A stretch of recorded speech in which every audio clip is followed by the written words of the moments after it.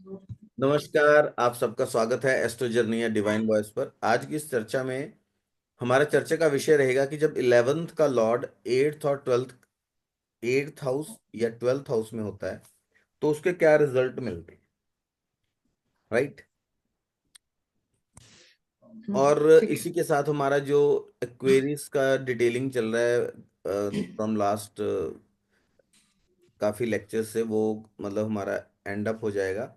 और नेक्स्ट उसमें हम स्टार्ट करेंगे कि जब एक्वेरियस लगन होता है तब हर हाउस में जो राशि आती है तो उस अकॉर्डिंगली एक ब्लैंक चार्ट की जो एनर्जी रहती है वो कैसी रहेगी, राइट।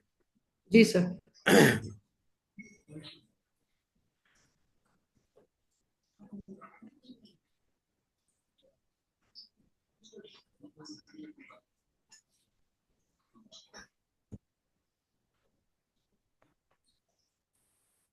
जब 11th का लॉर्ड 8th हाउस में होगा, राइट। जी सर। अनिल जी को भी दिखाई दे रहा होगा, ये स्पेशल इफेक्ट्स अनिल जी की वजह से हैं। ठीक है, तो उनको मतलब इजी रहे। तो आप ये देखिए कि इट इज अ कॉम्बिनेशन। अगर हम देखें तो कालपुरुष कुंडली के हिसाब से शनि मंगल बृहस्पति, ये एनर्जीज का एक कॉम्बिनेशन रहता है, राइट। क्योंकि 8th हाउस की जो लॉर्डशिप है डेट इज विद मार्स, और 8th हाउस में हम केतु की एनर्जी को भी काउंट करके चलेंगे। You can read this combination as Saturn Mars Jupiter या Saturn Saturn Jupiter Ketu, right. तो जब तक जहां तक 8th हाउस जो है आयु का भाव है, ठीक है।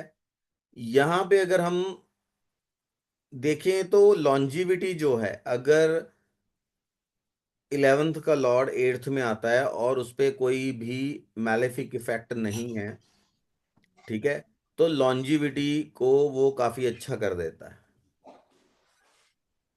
या कोई योग कारक या कोई बेनिफिक प्लैनेट्स की दृष्टि पड़ रही हो या प्लेसमेंट हो, एग्जॉल्टेशन में चला जाए, ऐसे कुछ चीजें अगर हों। अगर हम एक चीज और देखें कि बृहस्पति इज द कारका of 11th house and Saturn जो है उसकी ऑक्यूपेंसी है 11th साइन पे, एक्वेरियस पे, ठीक है। तो शनि बृहस्पति या शनि केतु ऐसे कोई कॉम्बिनेशंस अगर हैं, ठीक है, तो ये भी कालपुरुष कुंडली के हिसाब से अगर हम देखें तो it is a combination of 11th and 8th, ठीक है। तो यहाँ पे लॉन्जिविटी को वो अच्छा करता है। कब तक अच्छा करता है? जब तक कि वो किसी भी दुष्प्रभाव में या मैलेफिक इफेक्ट के अंदर नहीं जाता है, ठीक है। और अगर कोई प्लेसमेंट ऐसा है जहां पे वो मैलेफिक इन्फ्लुएंस के अंदर है, ठीक है, तो वो बाल अरिष्ट को भी शो करता है कि बचपन में जो लोगों की आयु बहुत ज्यादा कम होती है, बचपन में ही कोई अरिष्ट हो जाता है, इसको भी वो इंडिकेट करता है। यहाँ पे अगर हम देखें तो यहाँ पर भी ये देखना जरूरी होगा कि केतु की डिग्री ज्यादा है या शनि की डिग्री ज्यादा है। तो अगर शनि की डिग्री यहाँ पे ज्यादा है तो वो आयु के लिए अच्छा गिना जाएगा, ठीक है। और दूसरी बात ये है कि अगर सैटर्न जो कि 11th का लॉर्डशिप है जिसके पास, दैट इज कंबाइंड विद, अगर उसका कॉम्बिनेशन राहु के साथ बनता है एंड राहु की डिग्री अगर ज्यादा है, तो ये भी एक आयु के लिए अच्छा सिग्नल नहीं, राइट। दूसरा, अगर हम चीज देखें कि जो 8th हाउस है वो एक सीक्रेट का है, रहस्य का है, ठीक है। सीक्रेट या रहस्य का हाउस है जहाँ पे सीक्रेट एम्बिशंस जो हमारे हैं उसके बारे में वो हाउस बताता है, ठीक है। तो यहाँ पे अगर वो अच्छे इन्फ्लुएंस के अंदर है तो जातक की जो अर्निंग कैपेसिटी को वो अच्छा करता है, बिकॉज 11th हाउस जो है, जो 8th हाउस है सॉरी, वो 11th से 10th पड़ता है। ठीक है। और 8th हाउस की क्वालिटी है सडन जो है पैसा देना, या हम इसको बोलते हैं कि एंसेस्ट्रल, जो पुश्तैनी पैसा होता है, एंसेस्ट्रल पैसा होता है, या ऐसा पैसा जो आपने नहीं कमाया या जिसके लिए आपको एफर्ट्स नहीं ज्यादा कुछ करने पड़े। तो 11th lord in 8th in a very good condition, वो अच्छा खासा पैसा भी देता है। ठीक है। और इंसान की अर्निंग, आप म्यूट हैं। सर एक क्वेश्चन मैं पूछ लूं, हाँ बोलिए सॉरी। बोलिए। सर अभी आप केतु का तो मैं समझ गई कि डिग्री अगर सैटर्न की ज्यादा है तो लॉन्जेविटी बढ़ जाएगी, केतु की हम्म। ज्यादा है तो उसको ऑब्स्ट्रक्ट करेगा। हम्म। राहु का भी आपने क्या बताया, दैट इज ऑल्सो सेम हाँ, प्रॉब्लम।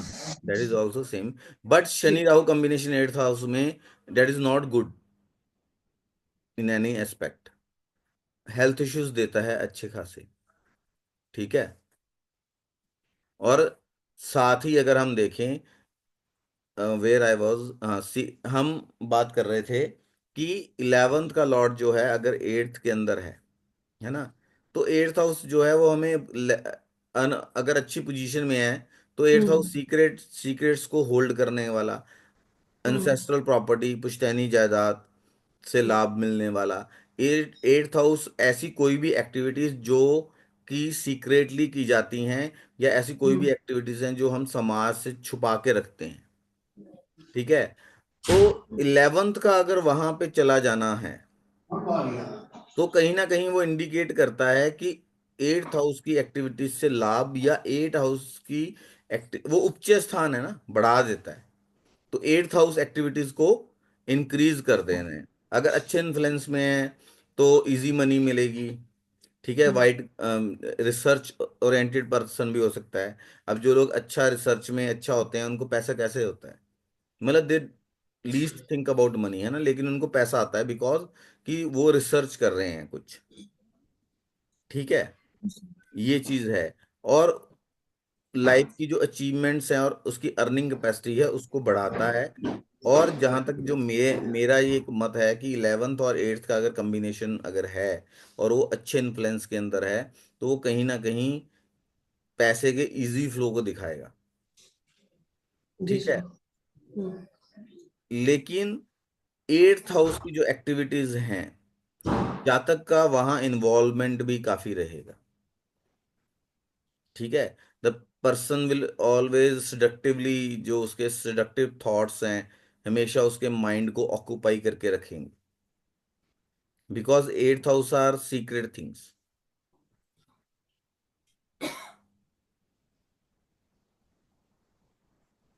ठीक है।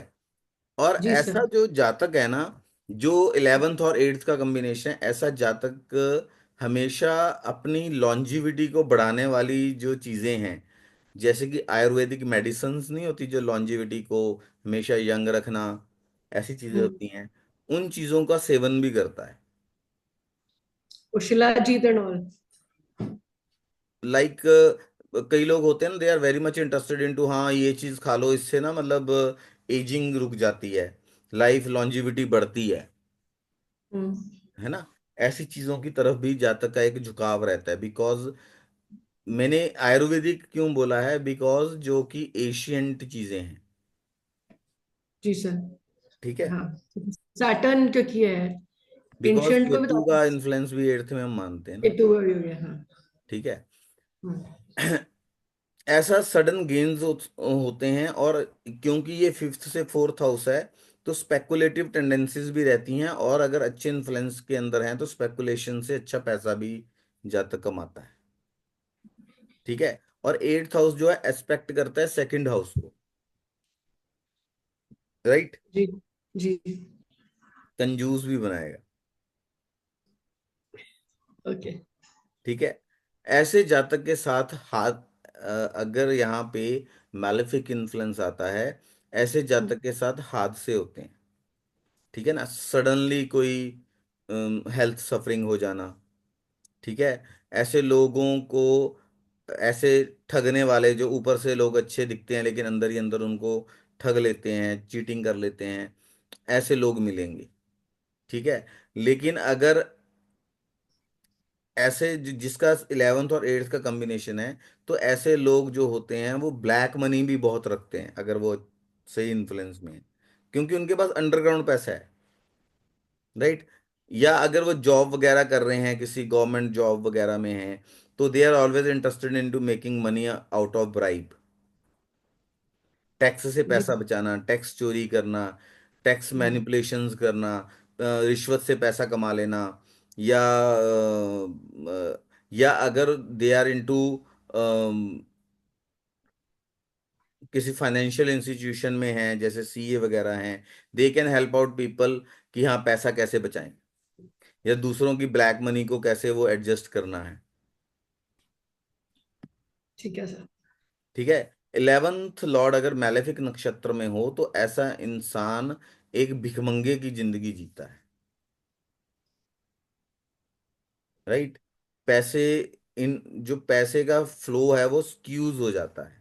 और अगर उसके पास पैसा होता भी है तो भी वो, कई आपने देखा ना कि कई बहुत बार सुनने में मिलता है कि फलां बैगर मिला, उसके पास इतना पैसा था। पैसा है हाँ। But they are not able to, मतलब उसको यूटिलाइज करने की उनके पास सामर्थ्य नहीं है, या वो यूटिलाइज नहीं कर पा रहे हैं, लेकिन दे आर एक पिटी लाइफ जी रहे हैं। राइट। जी सर। जो 11th का लॉर्ड है 8th हाउस के अंदर, वो फॉरेन कनेक्शंस भी बनाता है, ओवरसीज कनेक्शन। अगर शनि राहु का कॉम्बिनेशन होगा तो person can go and settle, go and work and मतलब सेटल। लेकिन अगर केतु का कॉम्बिनेशन होगा तो वो कुछ टाइम के लिए जाएगा, then the native has to come back, उसको वापस आना पड़ेगा। ठीक है। लेकिन ये इनको एक्स्ट्रा ऑर्डिनरी करेज देता है सीक्रेट्स को छुपाए रखने की। ऐसे लोग बहुत सिक्रेटिव भी होते हैं।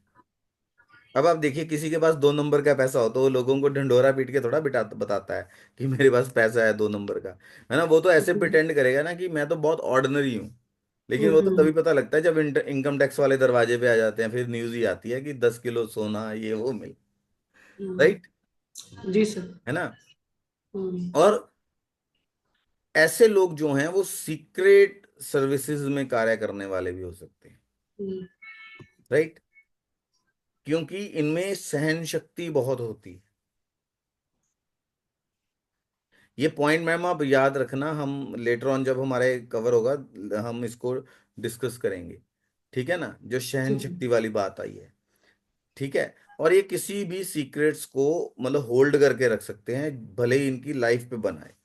तो ये जो क्वालिटी इनको है, ये इनको एक सीक्रेट सर्विस, स्पाई, जासूस, ऐसी अंडरकवर जो सर्विसेज हैं उसमें इसका लेके मतलब ये जाता है ना सर, क्योंकि 11th लॉर्ड गेन्स का है, वो इधर आ गया तो वो उससे गेन करेंगे सीक्रेट रखने से और सीक्रेट काम करने से। है। यस। और सैटर्न कर्म कारक भी है ना, 10th हाउस का हम्म। भी कारक हो गया, तो नेचुरली एक कॉम्बिनेशन वो भी बन ही जाता है।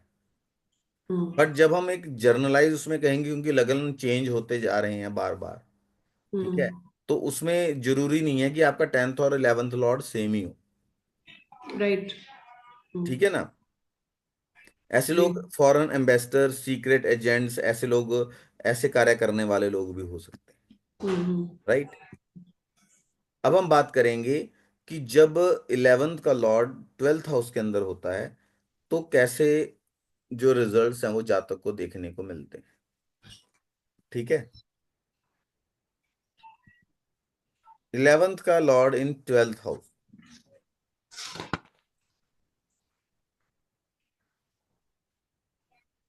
अब आप देखिए कि 12वें घर से दूसरा घर जो है वो 12th पढ़ रहा है, सॉरी 11 से दूसरा घर जो है वो 12th पढ़ रहा है।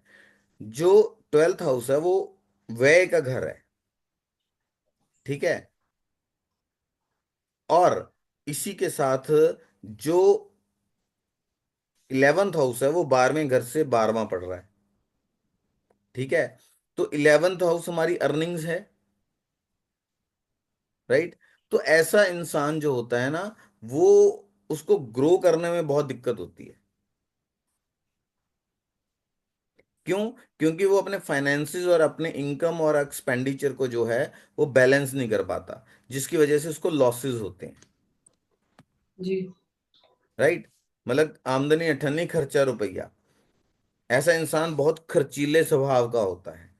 एक्स्ट्रा वेगेंस जो मतलब एक 12th हाउस जो है, उसको हम कहीं ना कहीं बेडरूम एक्टिविटीज से भी देखते हैं। एक यशी में भी लोग जो बहुत ज्यादा खर्चा कर देते हैं।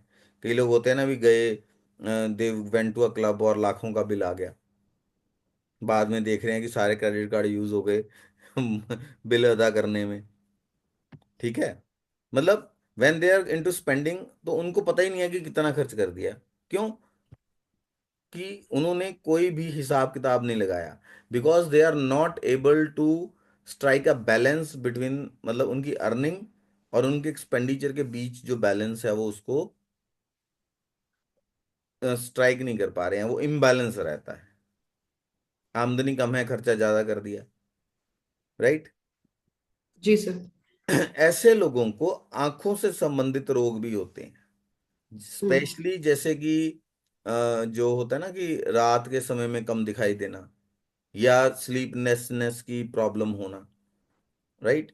जैसे राहु और बृहस्पति का कॉम्बिनेशन है, या मतलब, तो आप देखिए ना कि, क्योंकि 11th हाउस में कहीं ना कहीं आप राहु का इन्वॉल्वमेंट भी मानते हैं। राइट? इट जी इज अ, सर। मतलब कोलोड होता है ना राहु 11th हाउस का। हाँ। ठीक है? तो ये बेडरूम प्लेजर्स के अंदर कमी करता है जातक के, और स्लीपलेसनेस को बढ़ाता है। रात को जाग, या ये भी हो सकता है कि ऐसा ज्यादा काम ही ऐसा कर रहा है कि उसको रात को जागना पड़ रहा है। फॉरेन क्लाइंट के साथ मीटिंग हो रही है, रात में मीटिंग आजकल चलता है ना ये चीजें। जी लाइक जी। दोस्त भी परा जो आईटी इंडस्ट्री में है, वो लेट नाइट वर्क कर रहे हैं, उनकी मीटिंग ही फॉरेन क्लाइंट्स के साथ है, रात को लेट नाइट मीटिंग हो रही है। जी ये जी। थोड़ा पॉजिटिव मैनर में हो गया। या जहाँ हम्म। तक है वो नेट पे लगा हुआ है, फोन लेके जो लोग लगे रहते हैं, रात के 2-2 3-3 बज जाते हैं। राइट? तो जी sir. Actually what is happening, हो तो बेडरूम जो जो उसकी मतलब बेडरूम प्लेजर है, सोना भी हम्म। Is one of a bedroom pleasure ना। लोग जाके अपने बिस्तर पे सो रहे हैं, नींद ले रहे हैं, रेस्ट कर रहे हैं, तो उसमें वो कमी कर रहा है। ठीक है? जी सर। और हम्म। दूसरी बात जो ये है कि ऐसा जो इंसान होता है, उसकी जो ईटिंग हैबिट्स है वो अच्छी नहीं होती हैं। हम्म। ऐसे इंसान को अपने घर से दूर रहना पड़ता है अर्निंग करने के लिए। राइट? अब क्योंकि 12th हाउस जो है गेन का घर, जो गेन गेन का जो प्लैनेट है इनटू 12th हाउस है, तो 5th से 8th पड़ता है। हम्म। तो ये लॉस ऑफ, अब 10th हाउस जो है हमारा स्टेटस भी है, तो सैटर्न इज नेचुरली, उसको एक साथ कंजेक्टिवली हाउसेस मिले हैं। जब वो 11th का लॉर्ड 12th में जा रहा है, तो उसकी जो स्टेटस है, प्रेस्टीज है, मटेरियलिस्टिक प्लेजर्स हैं लाइफ के, और जो प्रोजनी है, बच्चे हैं, उसके लॉस को भी वो इंडिकेट करता है। राइट? क्लियर हो गया ये? क्लियर है, क्योंकि ठीक है। वो 5th से 8th है इसलिए। 5th से 8th भी है। 11th हाउस हर तरह के गेन्स को भी इंडिकेट करता है। 10th हो गया हमारा स्टेटस हो गया, हमारे मतलब मटेरियलिस्टिक गेन्स 10th और 11th उन दोनों चीजों को इंडिकेट करते हैं। 12th हाउस हमारा लॉस का हो गया है। ठीक है? प्रोजनी की एज क्या है, आपका 12th हाउस हो गया है। हम्म। ठीक है। ठीक है ना? 8th हाउस जी। आयुष का है ना। हम्म। तो लॉस, उसका जो लॉस है उसको वो इंडिकेट करता है। अगर वहाँ कोई मैलेफिक इन्फ्लुएंस ज्यादा हो जाता है, तो फिर मतलब ये चीज आती है बिजनेस में लॉसेस को। ठीक है? इलनेस हो जाना, हॉस्पिटल एक्सपेंडिचर्स को, क्योंकि पैसा कमा रहा है, जा कहाँ रहा है, दवाइयों में, डॉक्टर के पास जा रहा है। ठीक जी है ना? सर। हम्म। अगर ज्यादा इन्फ्लुएंस मैलेफिक है, तो बड़ा भाई ना होना, या ऐसे केसेस में जहाँ तक खुद ही बड़ा भाई होता है, खुद ही वो बड़ा हम्म। होता है, या बड़ा भाई का लॉस हो जाना। ठीक है? ऐसे जातक को गवर्नमेंट से जो फाइन है, पेनल्टीज हैं, ऐसी चीजें होती हैं। ठीक है? कई बार जो जातक है अपने बड़े भाई की इनकम, सेकंड हाउस, वो 11th बड़ा भाई है आपका, एल्डर भाई है। सेकंड हाउस क्या है? उसका धन कुटुंब वाणी, उसका एकत्रित किया हुआ पैसा। अब किसी के 11th हाउस का लॉर्ड 12th में है तो अपने बड़े भाई के पैसे पे जी रहा है, या तो बिजनेस कर रहा है उसमें वो उस बिजनेस में हेल्प कर रहा है, लेकिन बड़ा भाई उसको, कई लोग होते हैं ना कि अपने शेडो में ही रहते हैं बड़े भाई, वो बोलते हैं करता धरता मेन जो होता है उसका बड़ा भाई होता है, और दे आर मतलब वर्किंग अलोंग विद देम, तो वो हमेशा एक सेकंड पोजीशन पे ही रहते हैं ना, देखते हैं ना हम। या जी वो सर। खुद को इतना कैपेबल नहीं है और उसको बड़े भाई के ऊपर ही आश्रित होना पड़ रहा है, या ये हो जाता है कि बड़े भाई का डिमाइस हो गया, उसका पैसा उसको मिल गया। जी राइट। सर। हम्म। ऐसा इंसान जो है बहुत प्रैक्टिकल हो सकता है, यथार्थवादी हो सकता है, और हर एक चीज में उसकी एक बहुत ज्यादा प्रैक्टिकल अप्रोच हो सकती है। ठीक है। इमोशंस के बारे में बिल्कुल नहीं सोचता, हमेशा प्रैक्टिकल, हर चीज को प्रैक्टिकल होके सोचता है। तो हम लोग मतलब जैसे होते हैं कोल्ड ब्लडेड से लोग, नहीं होते कई लोग। ठीक है। अब आप एक एग्जांपल लीजिए, हमने देखा था कि हमने अभी बात की थी कि भिखारी की तरह जीता है, ठीक है ना, 8th हाउस वाला। अब 12th हाउस में आया कि वो प्रैक्टिकल होके करता है। अब भिखारी के पास बहुत सारा पैसा है ना। कई बार होता है ना वो हम न्यूज में सुनते हैं कि एक जो बेगर है उसके पास इतना पैसा मिला, ठीक है, लेकिन क्या है वो उस पैसे को यूटिलाइज करके प्लेजर लेने के लिए यूज नहीं कर रहा है, ना घर खरीद रहा है, ना अच्छे कपड़े पहन रहा है, ना अच्छा कार है। वो बड़ा प्रैक्टिकल हो रहा है, मतलब वो हाइट्स ऑफ प्रैक्टिकलिटी है ना, कि पैसा ही पैसा चाहिए, खर्च नहीं करना। Got the point? राइट। जी सर। ऐसे इंसान की अपने बच्चों के साथ जो अटैचमेंट है वो बहुत कम होती है। अच्छा। ठीक है। और ये भी होता है कि उसके बच्चे भी उससे बहुत कम अटैचमेंट रखते हैं। तो ये तो वाइस वर्सा ही है, मतलब जब वो हम्म। खुद अटैचमेंट नहीं रखेगा जब तक, तो ये भी एक हाई पॉसिबिलिटी है कि उसके बच्चे भी अटैचमेंट कम ही रखेंगे। ठीक है ना।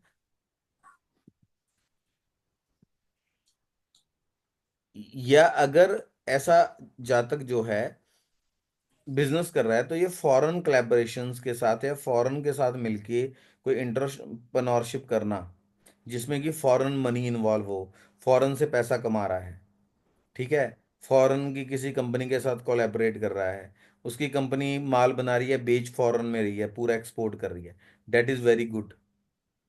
ठीक है, 11th लॉर्ड इन 12th हाउस। ठीक है। अब देखिए कि 11th का लॉर्ड जो है उसकी 12th हाउस में प्लेसमेंट कोई ज्यादा अच्छी नहीं बोली गई है। ठीक है। और अगर 6th लॉर्ड के साथ मिल जाए या राहु के साथ मिल जाए, 6th लॉर्ड, हमने बात की थी ना शनि और राहु एक साथ हों, तो किसी वायलेंस में डेथ हो जाना, किसी रोड एक्सीडेंट में डेथ हो जाना, या सडनली मतलब लाइफ के ऊपर खतरा आ जाना, ऐसे दिक्कतें हो सकती हैं। राइट। तो जी सर। ये है मतलब placement of 11th lord in 8th house and 12th house. Right. जी सर। ठीक है। अभी मैंने आपको दो पॉइंट्स बोले थे, तो आज हमारा जो डिटेल डिस्क्रिप्शन था 11th लॉर्ड के ऊपर वो आज कंप्लीट होता है। अभी हम ब्लैंक चार्ट प्रेडिक्शंस के ऊपर बात करेंगे। ठीक है।